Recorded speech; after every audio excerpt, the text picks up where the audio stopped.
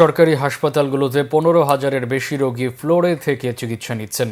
চাইলেও এখনই এই সমস্যার সমাধান সম্ভব নয়, জানিয়েছেন প্রধান উপদেষ্টার স্বাস্থ্য বিষয়ক বিশেষ সহকারী ডাক্তার সাইদুর রহমান। গত এক বছরে স্বাস্থ্য খাতে 10টি সংকট চিহ্নিত করে তা সমাধানের চেষ্টা চলছে বলেও জানান তিনি।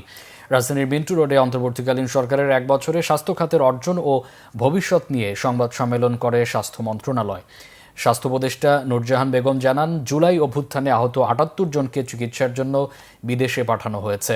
এর মধ্যে 7টি দেশের চিকিৎসকরা বাংলাদেশে এসে চিকিৎসা দিয়েছেন। আগামী সেপ্টেম্বরের মধ্যে 3,000 চিকিৎসক নিয়োগ দেওয়া যাবে বলেও আশা করছেন তিনি জানান, কিডনি, লিভার সহ অঙ্গ প্রতিস্থাপন আইনের পরিবর্তন আনতে যাচ্ছে সরকার। বিশেষ সহকারী ডাক্তার সাইদুর রহমান জানান, বিদেশি অর্থায়নে 3টি হাসপাতাল নির্মাণে প্রাথমিক আলোচনা শেষে সম্ভাব্যতা যাচাইয়ের কাজ চলছে। নিয়োগ প্রক্রিয়ায় জটিলতা থাকায় সুপার স্পেশালাইজড হসপিটাল পুরোপুরি চালু করা যাচ্ছে না। ডেঙ্গু প্রতিরোধে স্বাস্থ্য মন্ত্রণালয় ব্যাপক ভিত্তিক কাজ করছে বলেও জানানো হয় এই সংবাদ সম্মেলনে।